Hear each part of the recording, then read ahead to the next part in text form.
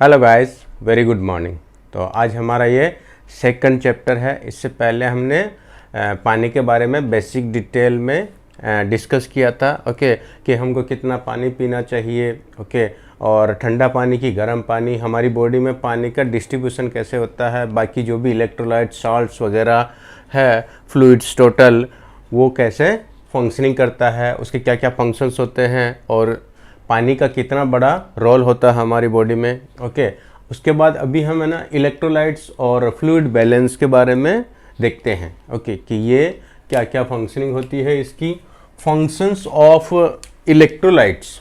Okay, यहाँ पे देखिए, तो इलेक्ट्रोलाइट्स के जो सोडियम पोटेशियम पंप होता है, जो मेन पूरा बेस होता है पूरी बॉडी का, सेल्स के अंदर जितनी भी फंक्शनिंग होती है उसमें ये सबसे प्राइमरी होता है। ओके, तो नर्व इम्पल्स ट्रांसमिशन, जो कोऑर्डिनेशन होता है मसल कॉन्ट्रैक्शन या हर एक सेल के ऊपर जो नर्व का जो स्मूथ फंक्शनिंग होता है। ओके, ये कितना अच्छे से हो पाएगा ये भी डिपेंड करता है कि आपका इलेक्ट्रोलाइट्स का बैलेंस कितना है। ओके, इंट्रासेल्यूलर और एक्स्ट्रा सेल्यूलर फ्लूइड का बैलेंस कितना है, तो नर्व इम्पल्स कितना स्मूथली फंक्शनिंग होएगा, जो ट्रांसमिशन होता है, जो कम्युनिकेशन होता है, ओके, वो कितना अच्छे से होएगा, ये डिपेंड करता है फ्लूइड के ऊपर। ओके, फिर सेकंड वाला है अपटेक ऑफ न्यूट्रिएंट। तो जो भी हम खाना खा रहे हैं उसका डाइजेशन होके फिर उसका अब्जॉर्प्शन, स्मॉल इंटेस्टाइन से लेके पूरे सेल्स तक उसका अब्जॉर्प्शन होके और अंदर सेल तक जो ट्रांसफ़र होता है, जो ब्लड से सेल के अंदर जाता है, वो पूरी प्रोसेस के अंदर उसका कितना अच्छे से अपटेक होने वाला है, वो भी डिपेंड करता है कि आपका फ्लूइड लेवल कैसा है, ब्लड थिक है कि थिन है, पानी का लेवल क्या है। ओके, फिर उसके बाद देखते हैं हार्ट कॉन्ट्रैक्शन, जो हमारा पंपिंग सिस्टम है, हार्ट जो पूरी बॉडी को ब्लड सप्लाई करता है और उसी के माध्यम से न्यूट्रिएंट और ऑक्सीजन और बाकी हार्मोन्स वगैरह जो ट्रेवल करते हैं, उसमें स्पेशली पोटेशियम का रोल होता है कि आपके हार्ट मसल का जो कॉन्ट्रैक्शन होता है उसमें पोटेशियम का बहुत बड़ा रोल होता है। इसलिए पोटेशियम का बैलेंस होना बहुत ही ज़रूरी है, नहीं तो ये बहुत ही रिस्की हो सकता है। फ्लूइड बैलेंस के लिए कि आपका इंट्रासेल्यूलर और एक्स्ट्रा सेल्यूलर का जो सोडियम पोटेशियम का मैकेनिज्म होता है पंपिंग का सेल के ऊपर, कि पोटेशियम अंदर जा रहा है, सोडियम बाहर आ रहा है, तो उसके साथ में जो न्यूट्रिएंट का जो अंदर जाना और वेस्ट प्रोडक्ट का बाहर आना, वो सब प्रोसेस होता है। तो वो बैलेंस कैसे होएगा, जब आपका सॉल्ट और ये सोडियम पोटेशियम का क्वांटिटी प्रॉपर होएगा तो वो फंक्शनिंग होएगा। उसमें पानी कितना मात्रा में है आपकी बॉडी में, अगर पानी कम होएगा, बॉडी डिहाइड्रेशन मोड में है, तो ये सारी चीज़ें डिस्टर्ब हो सकती है। एसिड बेस बैलेंस, बॉडी का जो पीएच लेवल होता है वो गड़बड़ हो सकता है, क्योंकि हर एक अलग अलग टाइप का डिपार्टमेंट में अंदर जो है ना पीएच लेवल के हिसाब से एंजाइम्स काम करते हैं और बाकी जो भी एक्टिविटी होती है, तो ये पीएच लेवल भी डिस्टर्ब हो सकता है अगर हमारी बॉडी में डिहाइड्रेशन होएगा तो। ओके, तो ये बेसिक फंक्शंस इलेक्ट्रोलाइट्स के, सोडियम पोटेशियम का क्वांटिटी में थोड़ा सा भी ऊपर नीचे होएगा तो ये सारी चीज़ें इसके ऊपर डिपेंडेंट होती हैं। ओके, ऑप्टिमम हाइड्रेशन क्यों ज़रूरी है, हम मतलब हमेशा बॉडी हाइड्रेटेड रहना क्यों ज़रूरी है। ओके, तो उसके लिए देखते हैं हम ये वाला गुड ब्लड सर्कुलेशन। स्किन की तरफ ब्लड का सर्कुलेशन कैसा होएगा, मतलब कोर टेम्परेचर बढ़ गया तो कोर टेम्परेचर बढ़ने के बाद क्या होएगा, अंदर से ब्लड स्किन की तरफ फ्लो करेगा, तो कूल करने के लिए, बॉडी का टेम्परेचर मेंटेन करने के लिए। ठीक है, और सेल का फंक्शनिंग कितना अच्छा हो रहा है, ओके, उसके लिए, और मसल का कॉन्ट्रैक्शन। ओके, मसल कॉन्ट्रैक्शन कितना स्मूथ होएगा वो भी डिपेंड करता है कि हमारा हाइड्रेशन लेवल क्या है। स्मूथ मसल कॉन्ट्रैक्शन के लिए पानी का प्रॉपर मात्रा में होना ज़रूरी है। वेल डिहाइड्रेटेड मसल, अगर प्रॉपर हाइड्रेशन रहेगा, पानी की मात्रा बराबर रहेगी, तो मसल का जो कॉन्ट्रैक्शन है वो स्मूथ होएगा। मसल का कॉन्ट्रैक्शन रिलैक्सेशन, जब हम एक्सरसाइज कर रहे हैं तो वो कितना अच्छे से परफॉर्म करेंगे, ये भी एक फैक्टर है कि आपने प्रॉपर न्यूट्रिशन का ध्यान रखा, डाइट वाइट प्रॉपर है, परफॉर्म अच्छा कर रहे हैं। लेकिन ये अगर आपका पानी का मात्रा बराबर रहेगा, फ्लूइड का बैलेंस रहेगा, तो आप और अच्छे से परफॉर्म कर सकते हैं। ओके, एनर्जी प्रोडक्शन कितना अच्छे से हो रहा, मसल के अंदर जो कॉन्ट्रैक्शन के ड्यूरेशन में जो एनर्जी का प्रोडक्शन होता है वो भी इस पे डिपेंड करता है जब हम वर्कआउट कर रहे हैं तो। ओके, फिर जब एक्सरसाइज करने के बाद में वापस से वो मसल का जो रिकवरी होता है वो कितना अच्छे से होएगा, ये भी डिपेंड करता है फ्लूइड और आपका ये पानी की इसके ऊपर कि आपका बॉडी हाइड्रेशन मोड में है तो ये सारी चीज़ें एकदम स्मूथली फंक्शन करती है। ओके, इस तरह से तो ब्लड का सर्कुलेशन कितना अच्छा होएगा, बॉडी हाइड्रेटेड रहेगा तो मसल्स के ऊपर इसका कितना प्रभाव पड़ता है, बॉडी का टेम्परेचर जो है वो भी मेंटेन होएगा इसके ऊपर, हाइड्रेशन के लेवल के ऊपर। ओके, अंदर का जो कोर मसल है, ओके, कोर वाले जो ऑर्गन्स हैं उनकी प्रोसेसिंग में जो हीट जनरेट होता है उससे बॉडी का टेम्परेचर बढ़ता है, तो उसको कैसे बैलेंस करते हैं। ओके, और मसल्स जो है ना वो वहाँ अगर हीट बढ़ जाएगा, कॉन्ट्रैक्शन के ड्यूरेशन में हीट जनरेट होता है, ओके, तो वो भी बॉडी को डिहाइड्रेट करता है, तो पानी का डिमांड बढ़ जाता है। इसलिए जब एक सेडेंट्री इंसान रहेगा, सेडेंट्री लाइफस्टाइल वाला, उसके कंपैरिजन में जो एथलेट रहेगा या कोई जो हाई इंटेंसिटी वाला फिजिकल एक्टिविटी करते हैं तो उनका ज़्यादा डिमांड रहेगा, पानी की मात्रा उनको ज़्यादा चाहिए, पूरे दिन का जो रिक्वायरमेंट है वो ज़्यादा चाहिए। ओके, ब्रेन की फंक्शनिंग कितनी स्मूथ होएगी, न्यूट्रिएंट का डिलीवरी, ऑक्सीजन का डिलीवरी कितना अच्छे से होएगा, वो भी डिपेंड करता है कि आपका बॉडी हाइड्रेटेड। तो अगर अच्छा सा ऑप्टिमम हाइड्रेशन रहेगा तो ये सारी चीज़ों का जो हमको बेनिफिट मिलता है कि बॉडी में लुब्रिकेंट, सलाइवा का प्रोडक्शन कितना हो रहा है। जैसे बॉडी का डिहाइड्रेशन मोड में जाता है, पानी की मात्रा कम हो जाती है, फ्लूइड इम्बैलेंस गड़बड़ हो जाता है, तो क्या होता है, सलाइवा कंट्रोल होता है, सलाइवा का प्रोडक्शन रुक जाता है, क्योंकि वो प्रोटेक्शन मैकेनिज्म, वो बॉडी ऐसा करता है, कंट्रोल करने लगता है सारी चीज़ें की, बॉडी से बाहर ज़्यादा स्वेट के थ्रू या फिर लंग्स के थ्रू जो हम श्वास छोड़ते हैं, जहाँ जहाँ से भी एवोपरेट हो रहा है या पानी बाहर जा रहा है उसको किडनी से भी पानी का जो है अब्जॉर्प्शन मतलब होने लगता है। तो ये सारा जो है ये डिपेंड करता है कि आपका ऑप्टिमम लेवल पे हाइड्रेशन है कि नहीं है। एंटी एजिंग ये भी एक फैक्टर है, आपका इम्यूनिटी, ओके, एनाबॉलिज्म मतलब बॉडी कितना अच्छे से ग्रोथ करेगा और उसका मसल, किसी का जल्दी मसल लॉस हो जाता है, तो कैटाबॉलिज्म प्रोसेस को स्लो करने के लिए, एनाबॉलिज्म प्रोसेस को बढ़ाने के लिए, इम्यूनिटी को और अच्छा सा स्मूथली इम्प्रूवमेंट के लिए भी ज़रूरी है आपका optimum hydration. Okay, best result के लिए भी ये भी एक फैक्टर है कि अगर आप कोई फिजिकल एक्टिविटी कर रहे हैं तो वो उसमें कितना इम्प्रूवमेंट होएगा, ग्रोथ होएगा, ये भी डिपेंड करता है हाइड्रेशन। तो हाइड्रेशन का इतना सारा फ़ायदा है तो हमको ये बहुत ही सीरियस लेना है इसको कि आपका पूरे दिन का जो पानी की मात्रा है वो प्रॉपर जाए। ओके, अगर आपको प्यास लग रही है और आप किसी काम में बिजी हैं, आपका ध्यान नहीं जा रहा तो उससे गड़बड़ हो सकता है। तो हमेशा ऐसा हैबिट बना के रखिए कि बॉटल साथ में कैरी करिए और थोड़ा थोड़ा सा पानी सिप मारते रहिए, तो उससे वो 2-3 लीटर जो भी आपका डिमांड है वो पूरे दिन का आहिस्ते आहिस्ते पूरा हो जाएगा। तो पानी बहुत ही ज़्यादा ज़रूरी है। ओके, देखिए अब इसमें पानी का मतलब फ्लूइड का कम ज़्यादा हो जाए किसी की बॉडी में, ये जो हाइड्रेशन डिहाइड्रेशन का जो स्टेट है ये कैसे होता है, ये इनपुट आउटपुट के ऊपर डिपेंड करता है कि आपका कितना इनपुट हो रहा है और कितना आउटपुट हो रहा है। अब इनपुट कहाँ से होता है और आउटपुट कहाँ से होता है वो हमको देखना है कि जो अंदर का जो बैलेंस है, किसी जो अगर हम डिहाइड्रेटेड हो रहे हैं तो क्यों हो रहे हैं, उसके क्या क्या फैक्टर, कौन कौन सी चीज़ें हैं। तो अभी देखिए हम फ्लूइड का जो बैलेंस है वो इनपुट पहले चेक करते हैं। तो फ्लूइड फॉर्म में जो रहता है, लिक्विड फॉर्म में, वो आपको कहाँ कहाँ से मिलता है, इनटेक में पानी, सादा पानी, ओके, सोप हो गया, जूस, बेवरेज, ये सबसे मिलके एवरेज पर डे का 1200 ग्राम के लगभग, 1200 ml के लगभग हमारी बॉडी में इनके माध्यम से जाता है। फिर सॉलिड फूड्स के थ्रू जैसे नट्स हो गया, सीरियल, पल्सेस, फ्रूट्स, तो 1 लीटर आप इनका पकड़ के चलिए।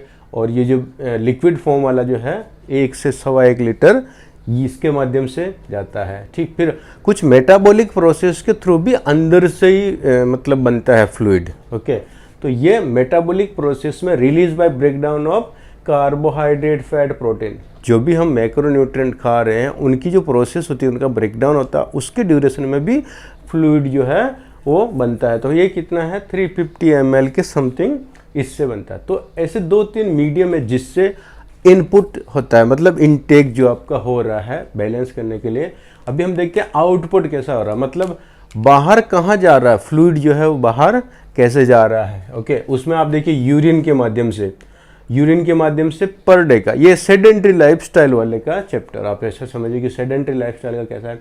तो यूरिन में कितना जाएगा, 1 से 2 लीटर पूरे दिन का, 1 से 2 लीटर जो फ्लूइड है वो यूरिन के माध्यम से बाहर निकल जाता है। फेसेस के थ्रू 100 से 200 ml, मतलब पाव 250 ग्राम 250 ml के लगभग, तो 100 से 200 ml जो है पूरे दिन का फेसेस के थ्रू जाता है।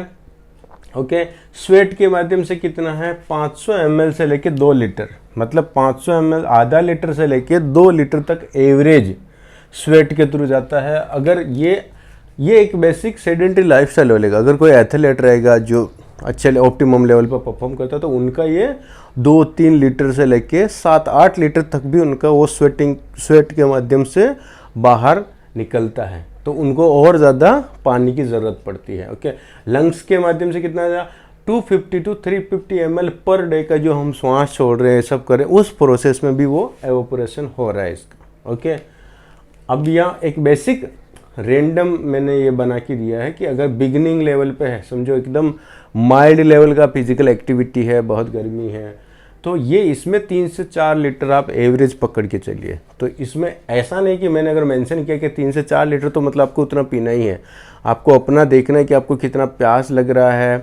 एकदम से प्यास नहीं लगा तो ज़बरदस्ती भी पानी नहीं पीना, क्योंकि इसमें भी बहुत सारे फैक्टर काम करते हैं कि आपका बॉडी, आपका टोटल वजन कितना है, उसमें फैट परसेंटेज कितना है, क्योंकि फैट परसेंटेज ज़्यादा रहेगा तो पानी इतना ज़रूरत नहीं पड़ता। मसल मास ज़्यादा रहेगा, लीन बॉडी मास को ज़्यादा ज़रूरत पड़ता है, क्योंकि लीन मसल टिश्यूज होते हैं वो ज़्यादा पानी होल्ड करते हैं। ओके, तो ये बिगिनिंग लेवल पे 3 से 4 हो गया, ठीक है। इंटरमीडिएट लेवल पे 4 से 6 लीटर, और एडवांस लेवल का रहेगा एथलेटिक लेवल पे तो 6 से 8 लीटर एवरेज है ये।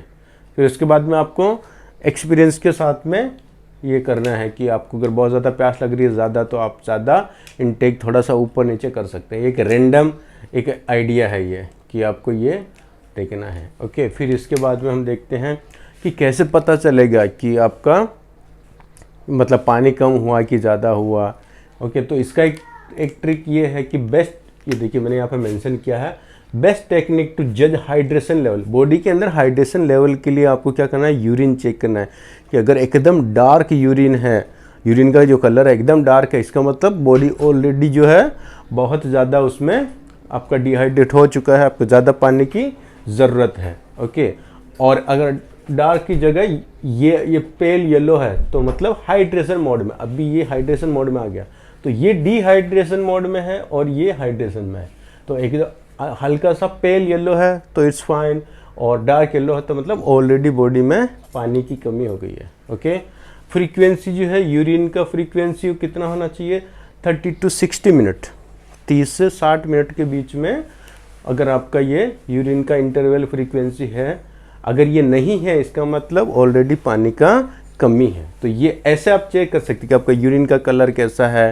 ओके, और आपका यूरिनेशन का फ्रीक्वेंसी कितना हो रहा है। ओके, अभी इसके बाद में हम देखते हैं यहाँ पे dehydration and heat injuries. Heat injury का टॉपिक हम अगले चैप्टर में लेने वाले हैं।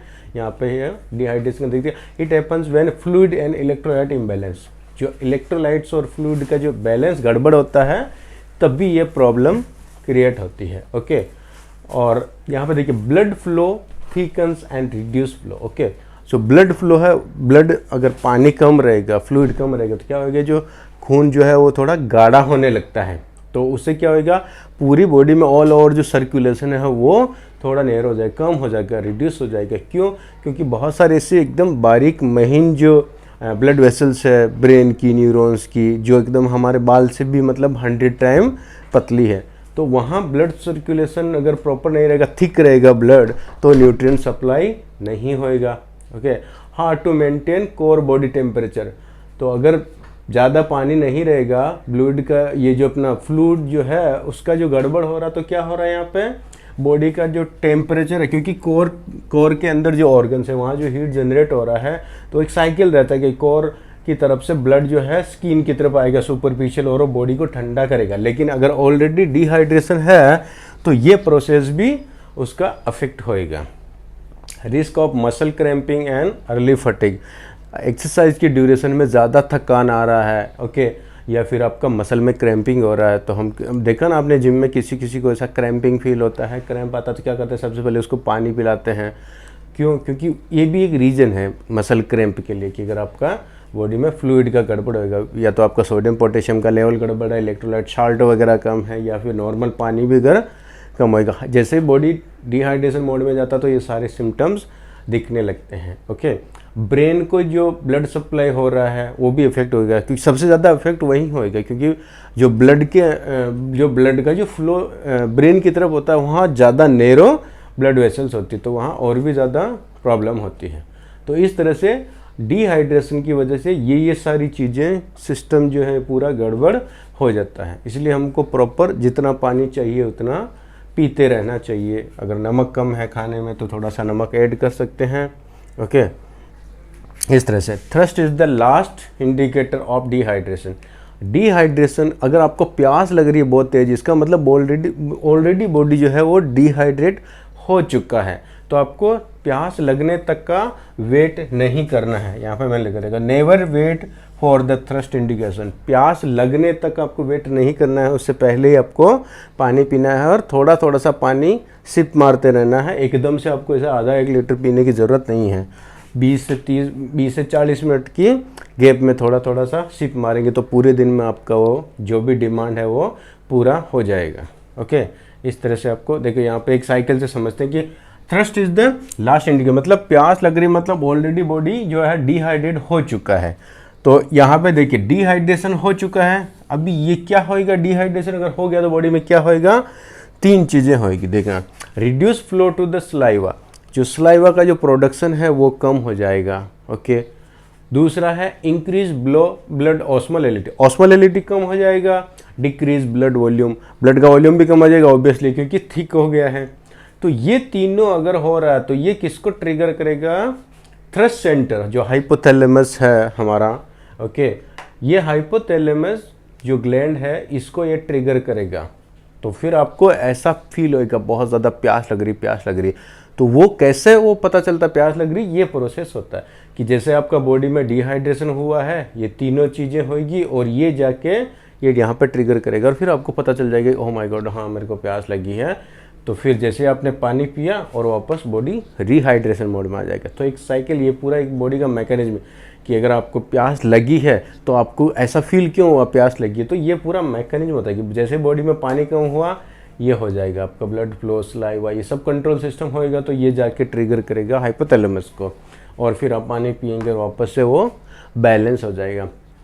तो इस तरह से जब हमारा बॉडी में फ्लूइड, इलेक्ट्रोलाइट्स और पानी का गड़बड़ होते ही ये सारी चीज़ें सामने आती है, क्या क्या नुकसान है इसके, और पानी का बैलेंस रहेगा, हाइड्रेशन प्रॉपर रहेगा तो उसके क्या क्या फ़ायदे हैं, ये सब हमने देखा है। अब इसके बाद में जो अगला चैप्टर है उसमें हम ये देखेंगे कि हीट जो है, हीट की वजह से क्या क्या डेंजरस प्रॉब्लम हो सकती है, हीट स्ट्रोक वगैरह, हीट से इंजरी जो होती है वो हम उस पर डिस्कस करेंगे। ओके गाइस, तो आज के लिए इतना ही।